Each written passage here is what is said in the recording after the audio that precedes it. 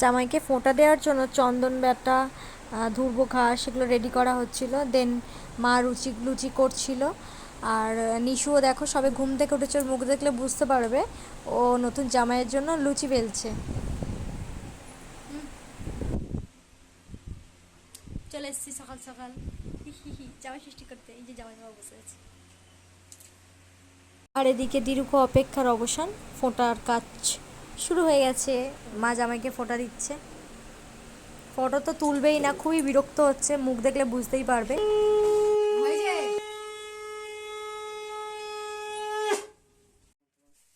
ওমা, নতুন জামাই মাকে আবার গিফট দিচ্ছে।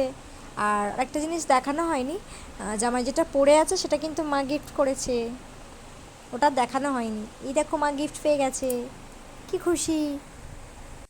চলো তোমাদেরকে তোমার গিফটটা একবার দেখিয়ে দিই। এই দেখো মায়ের গিফটটা, ওয়াও কি সুন্দর শাড়িটা।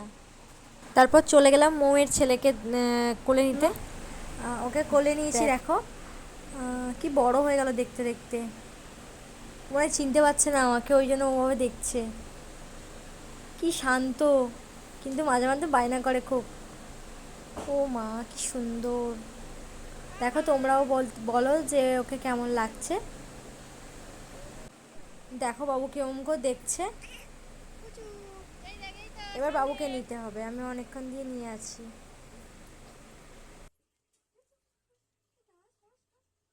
দেখো আবার একটু একটু করে হাসছে। বাবুর কোলে যাও, চলে গেছে বাবুর কোলে। এটা হচ্ছে দাদু হবে, আমি হচ্ছে দিদুন হব, ও হচ্ছে দাদু। দেখো কত বড় দাদু। দাদুর কিন্তু একটাও চুল পাকেনি। এটা আমাদের আরেকটা পুচকি, এটা বড়দির মেয়ে। ও এখন সারাক্ষণ ঘুমায়, হচ্ছে ঘুমের রানী। আমি ওকে নাম দিয়েছি ঘুমের রানী, ও সব সময় ঘুমায়। দেখো কি সুন্দর ঘুমাচ্ছে, আমি ওকে ডিস্টার্ব করেই যাচ্ছি। কি করব, যখনই আসি তখনই দেখি ঘুমাচ্ছে, ওঠেই না। ওই জন্য ওকে ডিস্টার্ব করছিলাম। ও যখন বড় হয়ে জানতে পারবে যে ওর ঘুমের সময় আমি এইভাবে ডিস্টার্ব করছিলাম, বাপরে দেবে কোণে আমাকে। এরপর তোমরা দেখো নতুন জামাইকে কি কি পদ খেতে দেওয়া হয়েছে, সব একাই হাতে মা রান্না করেছে। একা খেতে পারবে এতটা?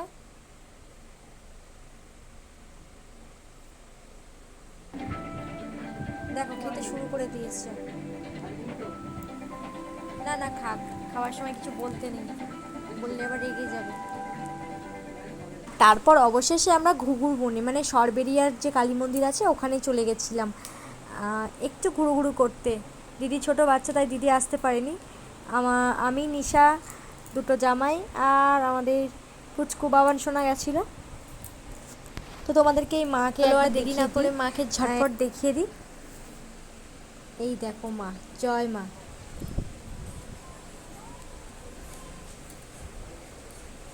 এখানে আমাদের দুটো মা আছে,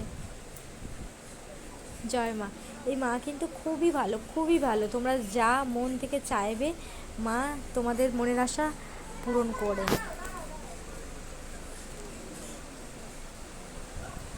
এই দেখো আমাদের গাইস, হ্যালো গাইসের মেম্বারগুলো। হ্যালো গাইস, এই দেখ এই ব্লগ হচ্ছে। Hello guys, hello guys, hello করে দাও। তো ট্যাঙ্কটা কোথায় উঠে আছে।